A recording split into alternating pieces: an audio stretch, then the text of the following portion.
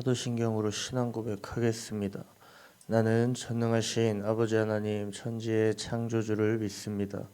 나는 그의 유일하신 아들 우리 주 예수 그리스도를 믿습니다.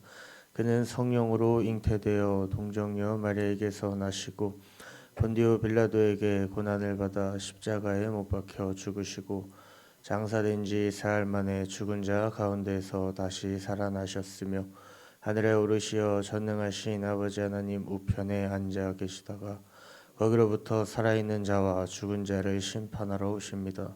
나는 성령을 믿으며 거룩한 공교회와 성도의 교제와 죄를 용서받는 것과 몸의 부활과 영생을 믿습니다. 아멘. 찬송가 336장 찬양하겠습니다.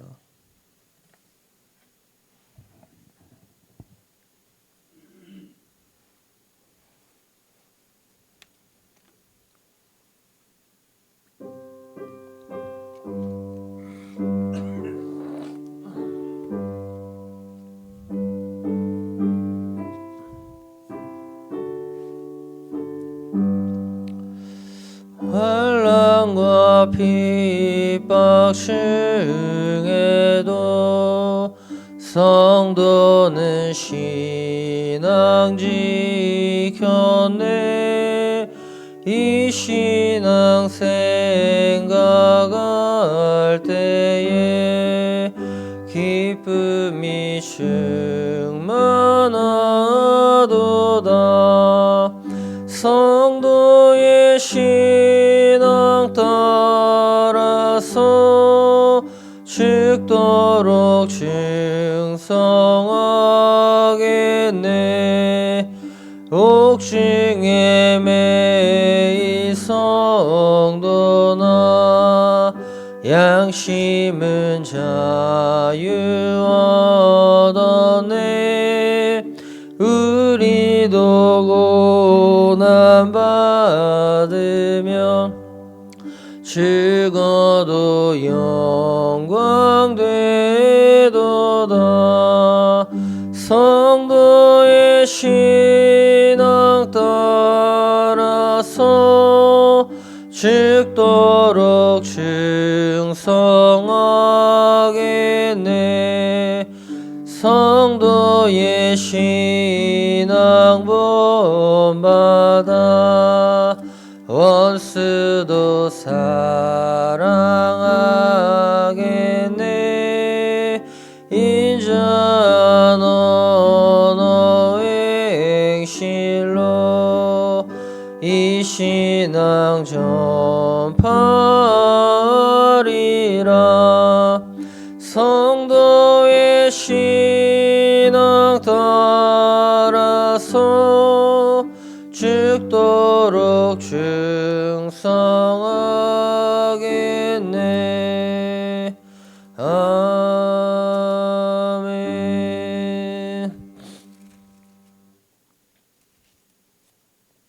352장입니다.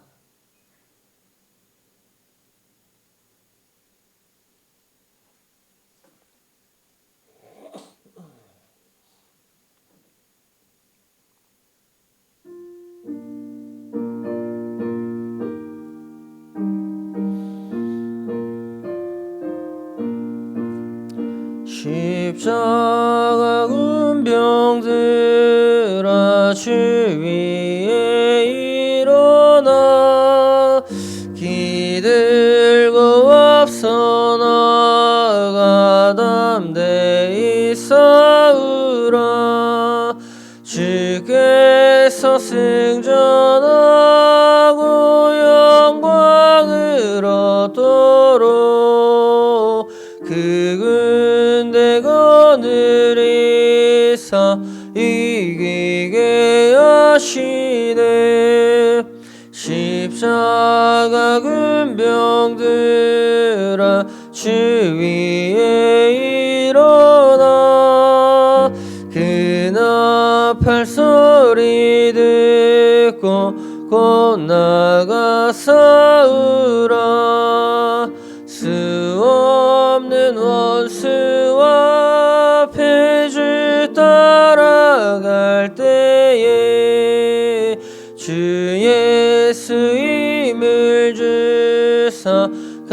당하게 하시네.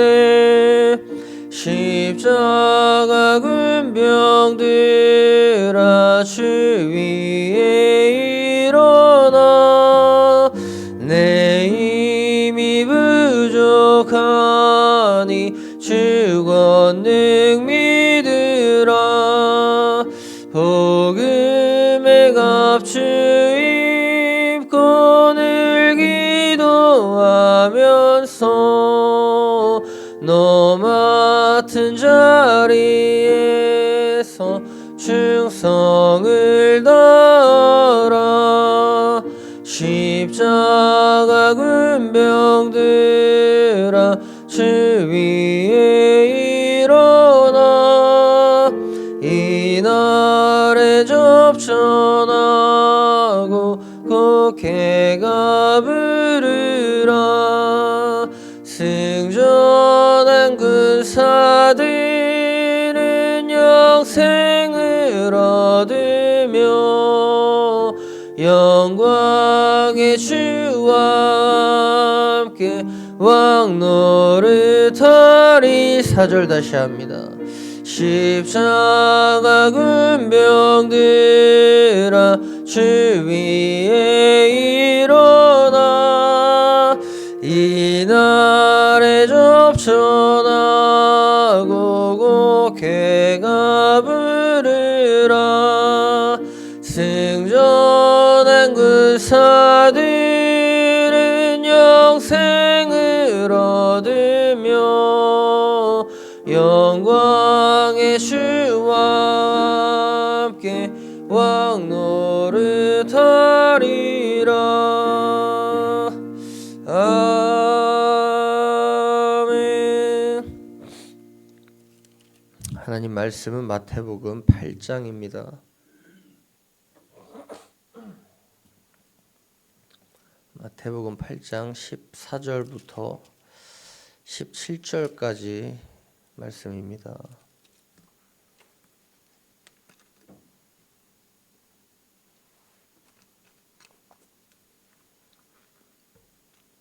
봉독하겠습니다.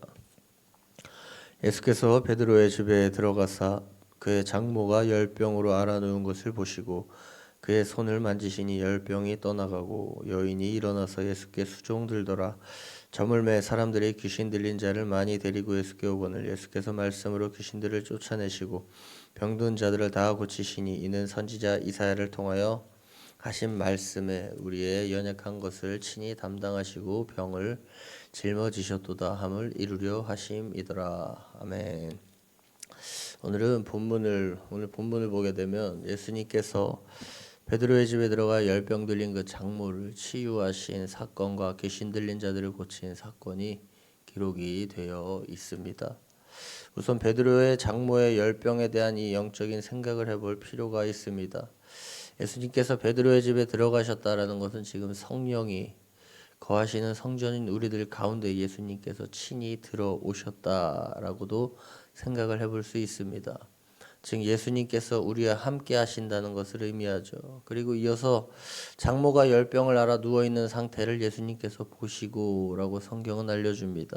즉 우리들의 여러 마음 가운데 그 가족에 대한 마음 또는 일, 물질 등 수많은 것들이 우리 마음속에 존재를 하죠. 그런데 특히 장모에 대한 열병을 언급하는 이유를 생각해 볼 때 그 가족에 대한 그 영적인 마음을 엿볼 수가 있겠죠. 열병은 온몸의 열이나 뜨거워진 상태를 의미합니다. 온몸이 불덩이처럼 뜨거운 상태로 누워있는 게 바로 지금 이 베드로 장모의 모습이죠. 이 말씀을 우리들에게 적용해 보자면은 우리 마음 가운데 가족이 한 부분을 차지하고 있는데 이 가족이 바로 우리 마음 가운데 뜨겁게 타올라서 아무것도 하지 못하고 누워있는 영적인 존재라 가정을 한다면은 이 영적인 존재는 과연 누구일까요? 성경을 보면은 귀신은 수많은 죄를 짓게 만듭니다. 그 중에 우리들 마음 가운데 가장 큰 비중을 차지하고 있는 어떻게 보면 전부라고 할 수 있는 이 가족에 대한 영적인 상황이 바로 불같이 뜨겁게 타오르는데 아무것도 못하고 그저 환자처럼 누워있는 상태라는 거죠. 성령이 거하시는 우리 마음 가운데 귀신은 우리가 가장 사랑하고 마음 가운데 가장 큰 비중을 차지하고 있는 가족에 대한 마음에 그 불을 붙여놓고 아무것도 하지 못하게 움직이지도 못할 정도로 꽁꽁 묶어버리는 경우가 있다라는 겁니다. 쉽게 예를 들어 아내와 남편, 자식을 향한 사랑은 아주 뜨겁다 못해 타들어갈 정도의 열정적인 마음을 가족 결혼하셔서 이렇게 자녀를 키우고 가족이라면 모두 가지고 있을 것입니다. 그런데 귀신은 이러한 뜨거운 마음을 주고 아무것도 하지 못하도록 꽁꽁 묶어버리는 경우가 있다라는 거죠.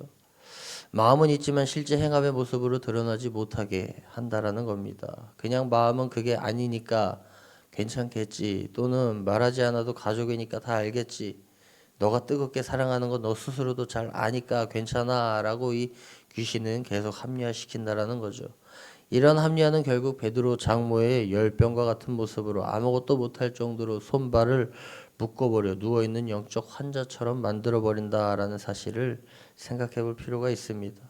더 나아가 성경은 분명히 마태복음 10장 36절 37절을 보면 사람의 원수가 자기 집안 식구니라 아버지나 어머니를 나보다 더 사랑하는 자는 내게 합당하지 아니하고 아들이나 딸을 나보다 더 사랑하는 자도 내게 합당하지 아니하다라고 알려줍니다. 즉 주님보다 가족을 더 사랑하는 자들은 내게 합당하지 아니하다라고 주님께서 말씀하시죠. 무엇을 의미할까요? 즉 예수님보다 가족을 더 사랑하는 경우 영적인 열병을 앓아 누워있는 상태가 될 수 있다라는 증거가 되겠죠.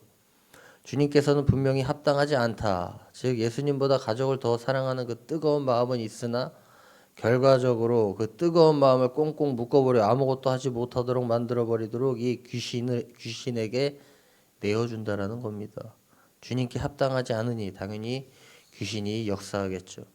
지금 수많은 신앙인들, 저도 마찬가지로 예수님보다 가족을 더 사랑하는 게 당연하다 생각하고 살아가는 경우가 많습니다. 더 나아가 말은 예수님을 더 사랑한다 하지만 실제 생각하고 행동하는 것은 내 가족이 우선인 경우가 대부분이죠.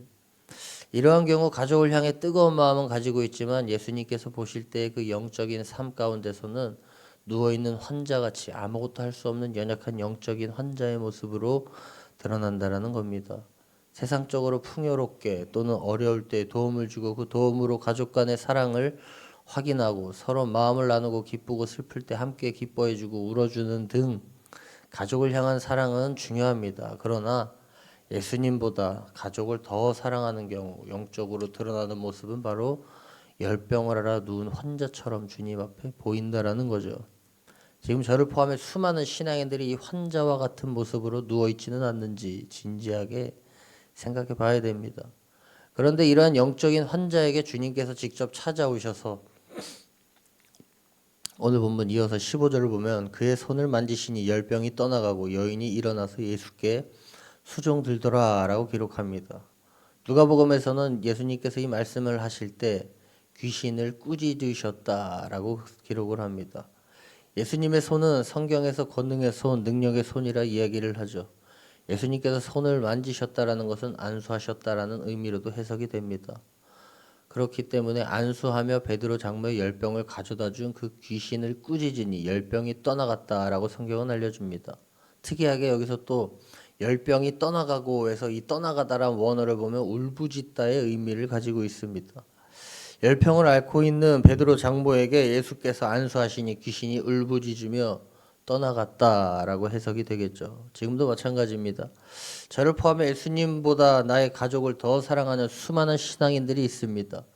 예수님께서 우리 가운데 임하셨는데 우리 마음 가운데는 예수님의 공간보단 가족의 공간이 더 많은 비중을 차지하기에 주님께서 일하실 공간이 없는 경우가 대부분이죠. 이러한 경우가 바로 베드로의 장모 열병과 같이 뜨거움은 있으나 환자처럼 누워서 아무것도 하지 못하는 상태가 아닐까 생각해 볼 수 있습니다. 가족을 사랑하는 것은 누구나 다 아는 사실입니다. 그러나 기억해야 할 사실은 가족이 1순위가 되었을 때 영적인 상황은 바로 베드로의 장모와 같은 열병을 앓아 영적으로 아무것도 하지 못하는 환자와 같은 모습으로 주님 앞에 보여진다는 사실을 우리는 기억해야 됩니다. 그렇기 때문에 이 귀신 역사 앞에서는 반드시 예수님처럼 귀신을 주의 보혈로 꾸짖고 대적하는 선포가 필요하다라는 거죠. 이러할 때 귀신은 울부짖으며 떠나가게 되고 베드로 장모가 치유받아 예수님께 수종드는 것과 같이 예수님을 섬기며 살아가는 모습으로 드러나게 될 것입니다. 수정 든다는 것은 나를 내려놓는다는 의미입니다. 즉 나 자신, 내 가족보다 우선이 바로 예수님이기에 예수님께 수정드는 모습, 섬기는 모습으로 드러나는 게 예수님께서 원하시는 모습이라는 거죠. 우리 모두 예수님보다 더 사랑하고 더 가치를 두고 있는 것이 무엇인지 한번 생각해 볼 필요가 있습니다. 이러한 경우 영적인 열병으로 알아놓은 상태가 아닌지 나를 돌아보며 주의 보혈을 의지해 예수님보다 다른 무엇인가를 더 사랑하게 만드는 그 귀신을 대적하고 꾸짖으며 선포를 통해 치유되고 회복되어지는 복된 삶을 살아가시기를 주님의 이름으로 축원을 드립니다. 기도하겠습니다. 하나님, 오늘도 예배로 하루를 시작하게 하심에 감사를 드립니다.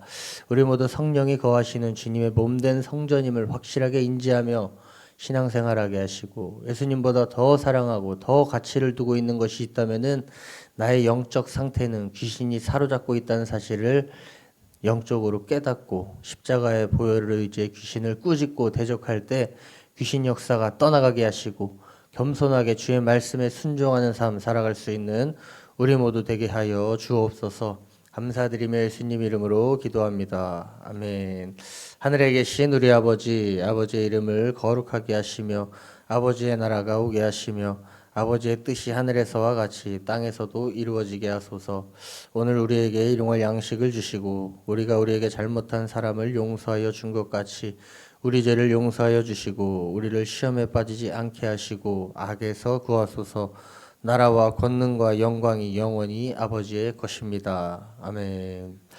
이 시간 기도하실 때에 예수님보다 더 사랑하는 그 무엇인가를 통해 나의 영이 열병으로 알아 누워서 아무것도 하지 못하고 있는 상태가 아닌지 나를 돌아보고 회개하시고 예수님이 나의 1순위가 되게 해달라 기도하시고 우리 주보일교회 120명의 기도용사 보내달라고 기도하시고 이제 토요일날 진행될 설립 감사예배 악한 마귀 사단 틈타지 않도록 주의 보혈로 우리 교회를 덮으시고 오직 주님만 영광 받으시는 귀한 예배 되게 해달라고 기도하시기 바랍니다.